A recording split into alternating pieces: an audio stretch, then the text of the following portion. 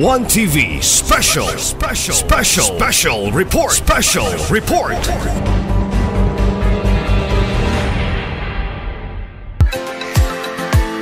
Higala ato na sab pakisayran ang mga panghitabo nga mga panghitabo karon sa kagamhanang probinsya labi na sa sangguniang Panalawigan o ganinang higayuna atong mahinabi ang usa sa mga board member no sa particular sa atong ikaduhang distrito sa Misamis Occidental, si board member ni Misyu Imi Lahay-Lahay ang committee chairman sa Committee on Peace and Order sa sangguniang Panalawigan ning atong probinsya. Unang-una ato sang pagtimbaya labi na nga board no maayong hapon o maayong adlaw nga ug mga adlaw mo na ato ang adlaw sa panaghigug maay. Di lang kay Pasko, karon Valentine's Day na punta. So ako mayong hapon Tom, mayong hapon nis no ug mayong hapon sa tanan nga mga televiewers dire sa siyudad sa Osamis, labi na gyud sa ilig og tan-aw sa One TV. Labi na gayud no sa ato ang Congressman Deputy Speaker Hindis Fuminal nga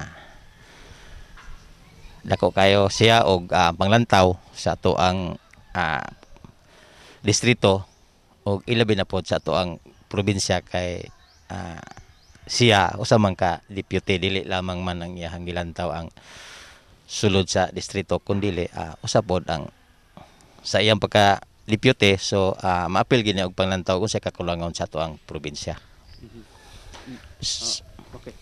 Go ining mga ato na lang pong isumpay board no sa mga panghitabo karon nga labi na sa mga negatibong issue nga gibato karon ni Congressman Waminal, unsa poy imong stand ani?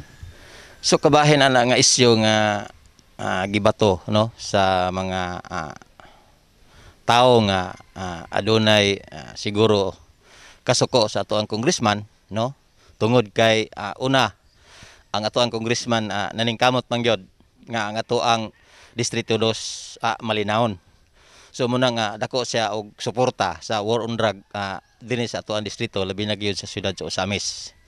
So kining mga tao nga adunay pagbato kaniya sa mga isyu nga dili tinuod no tungod kay kung munang maingog dili tinuod tungod kay ang gipangbuhat sa ato ang congressman no grabe kay tanan no dili lamang dinhi sa ato ang sentro sa syudad ug sa kalalaing munisipyo kundi dili sa tibuok kabaranggayan sa Distrito 2 sa Misamis Occidental.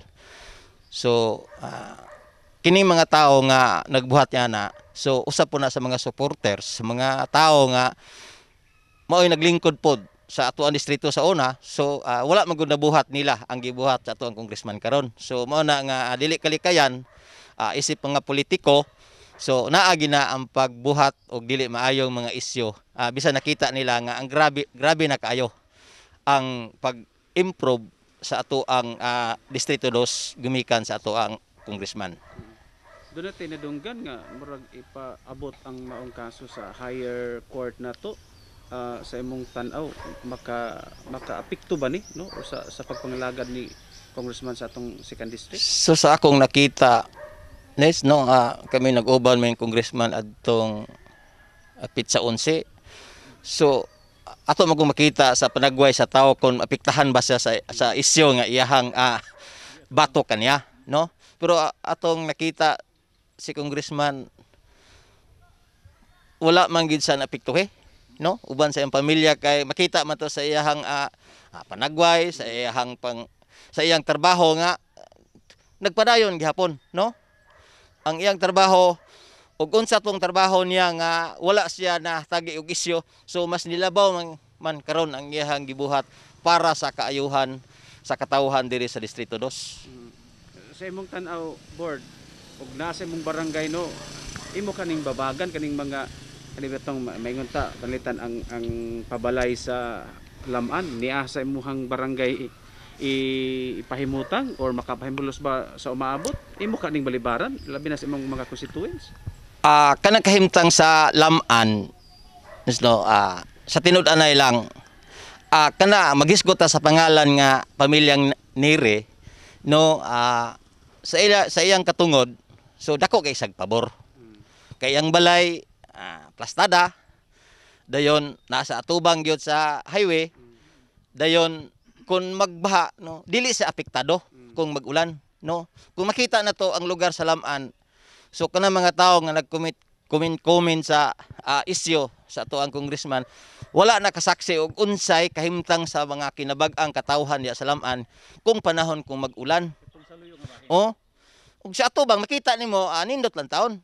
Pero kung imog yung lantaon ang kinabag-ang katawhan sa Lam-an nga napiktado epektuhan sa dunay mga pag-ulan, pagbaha sa maong lugar, so apektado gyud ang kadaghanan. So pila lang kabok ang di mapiktahan.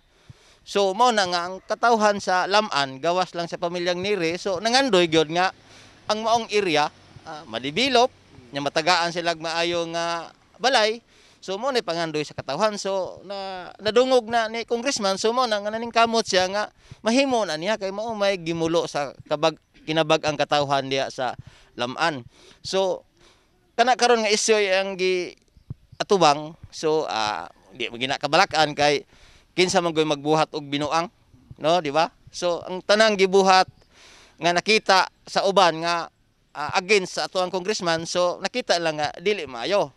Pero kung imog yung nantawon, so dako kayo og kayuhan sa atuang mga katawhan, labi na nga katong mga tawo nga luoy kaayo ang ilang pamuyo dihang dapita. Daghan pong may simpatiya niya board tungod kay sa tanang mga project nga gihimo ni congressman naagi makita nga structure nga makita is katawhan. So mao na nga ang kanang lugar diha kung mahuman lang na siya, so mao na makita sa tibuok probinsya, no, dili na sa Osamis lang makita nimo nga masaksihan nimo nga inana ang gibuhat sa tong congressman. Kung kana nga project diha kung mahuman na makita na sa tibuok probinsya nga nindot ang project ug nindot ay ang plano sa atong congressman, no. Ang gituhuan sa uban nga si congressman daw nagbuhat sa ingon ana nya dayon daghang naapektuhan, dili man na tinuod. Kung naay miingon tag naapektuhan tungod kay against sila ni congressman. So mo na nahitabo. Reaksyon nimo sa nakita po dito sa malaubang mga housing dito sa LGU ug kang congressman. So kana nga housing diha ron, no, mao ginig pangandoy sa katawhan, no, kay ako sa tinud-anay lang dihang dapita na ako gabalik-balik diha kanang mga tawo diha nga presidente sa Urban 4 ako nang mga suod. So mao ni pangandoy nila nga kanang dapita da madibilop jud kay panahon kung mag-ulan pirti ginilang looya, no. Bisan ako diha ganing nakahatag ko diha og tambak silang dalan, si congressman nakahatag og tambak sa una nga dili pa siya congressman. So mo na nga karon nga siya na congressman, so mao gina iyang gilantaw nga kining dapita iya gining developon para sa mga katawhan nga luoy kaayog mga balay na mga good ro gipang gama diha, tulay mga good gawas lang katong sa entrance kay amo mo tong naabunuhan ni congressman sa una dili pa siya congressman kay nangayo lagi og tabang niya. Oh, ang kanang pa siya kanang private citizen pa siya nga ato nga kuan.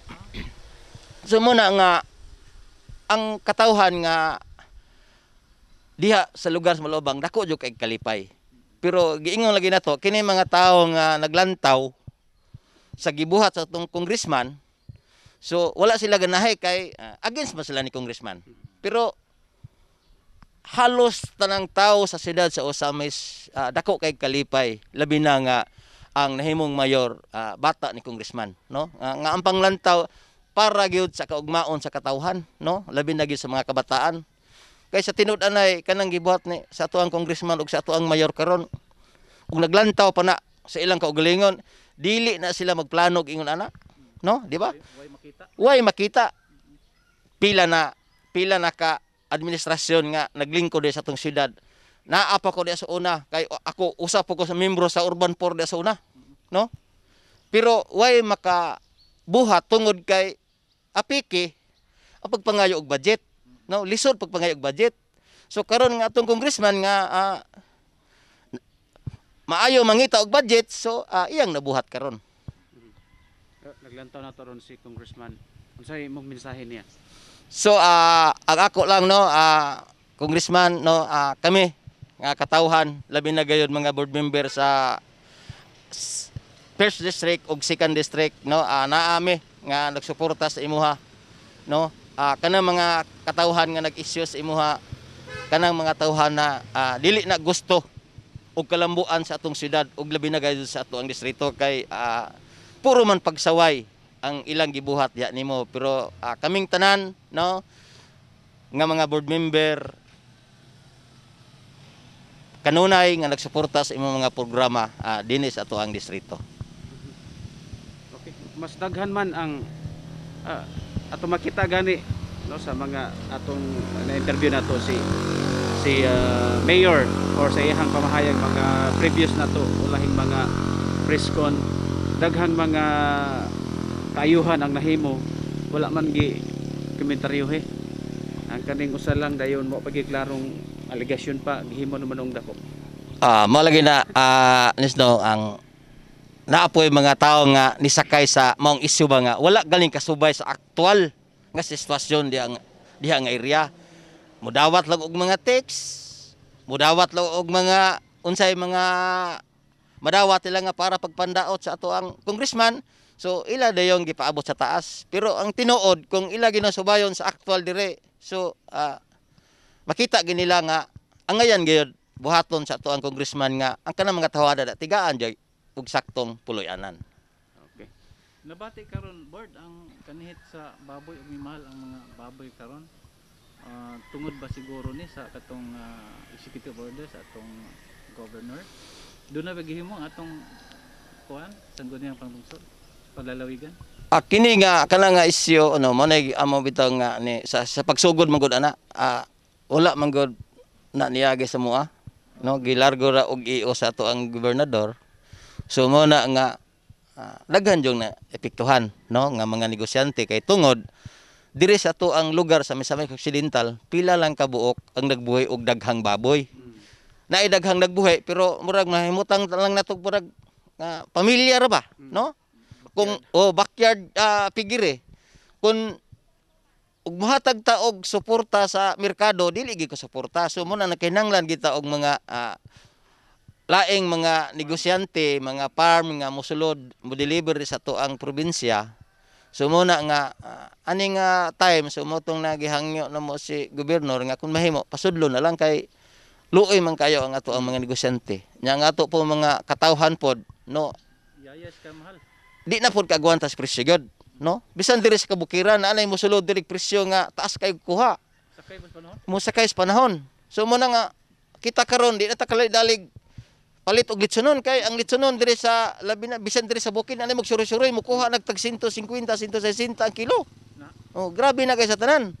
So muna nga naghangyo mi nga wad-on na lang to i-withdraw tong iyo sa to ang gobernador para nga makalusot na gyud ang mga dagkong negosyante og delivery diri og baboy diri sa to ang Kasikbit. ang kusog mo gud sa to diri ra man gud sa Bukidnon og kuan nga side kay naa ang dagkong dili kayo ang Bukidnon yo kay ang Bukidnon man god, no, diri gid labay ang kuan kay og dito ka paingon god ka muslima naman god, no. So dili kayo kusog ang baboy na dito, ang kusog dito nga area dapita sa kami manok. Mana ang baboy daghang nagbuhig baboy dito pero dili sila kapa distribute dito sa pikas kay Muslim area naman, so diri sila padagan. So mo na nga kung nahitabo nga di sila pasudlon dire, so luoy ato mga negosyante baboy dire pero murag ako ang nakuan nadunggan nga murag i-withdraw naman to ang kuan sa to ang gobernador para nga mosulod na tong mga dagkong pigiri sa kanilaing probinsya dire sa ato sa Mindanao. Actually, among nahinabi ang mga kuan board, mga meat vendor, meat dealer sa Usamis. Okay man sila atong walo ka regulation. Regulation na. Except atong na letter C nga laboratory nga imposible kayong natin laboratory pag check sa mga kuan nga negative sa OESF. Lisod naman kay na kay wala man ginana karon mo na ilahang pangayoon pero og ana di wagi maka-comply ana nga maong requirements. So mo na nga katunalay wad-on kay para nga makasulod na gyud ang mga modelibiray diri og mga baboy sa ato ang probinsya. Anyway, na may mga Department of Agriculture, itong provincial agriculture nato maka-identify na sila sa mga baboy gyud tingali pod og nagi magpositive tingali. O makita man mo lagi na nga usahay lagi ba kita dili kay ta kakuan makadali-dali ra ta og kuan pugong dayon nga di pasudlon so daghan epektuhan no di lang kay pila ra katawo so halos jud na epektuhan no kay dire sa ato agod dire maghiskot lang tag usamis pila ra ka buok nigpagiri dire usa ka ra og nilirang hardware nya bato ba gyud nya pila ka tawo ang mga biya kada adlaw karning baboy. So dili gyud ka sapar sa supply og diri lang sa Misamis Occidental ang saligan. So napo kay buhi. Ang ako pong baboy po di po kay takakuan diri baboy nga kuan kay kung magbuhi tag baboy rin dapita og magpigirita diri di mo pud maayo. Kay number 1 reaction sa mga tao manimaho. So magbuhi tag baboy diri kana ra tama ra konsumo. Nga panahon kung naay okasyon mare makagamit na ta pero magisgot na ta og ato nang ikuan ibaligya dili na ta kahimo ana kay dinagko naman siya nga kuan. Kumusta ang peace and order sa Misamis Occidental, Bert? So there is sa sa Misamis Occidental no may man ang daga no katulang nga time dito sa kuan sa Dunbic atong miaging semana nga murag strikean sila og haras dito sa kuan pero wala man pud toy na disgrasya alay na samaran nga kuan kanang auxiliary so kadyo man pud tong hitabo murag isulayan lang pud og ang Dunbic ba kay ang Dunbic magud karon god ning kuana ning boom na ning improve na ang mga katawhan nga nangahadlok sa una na malik na og pamuyo no murag ang katawhan dito gusto na gyud og kalinaw, kabaghuan.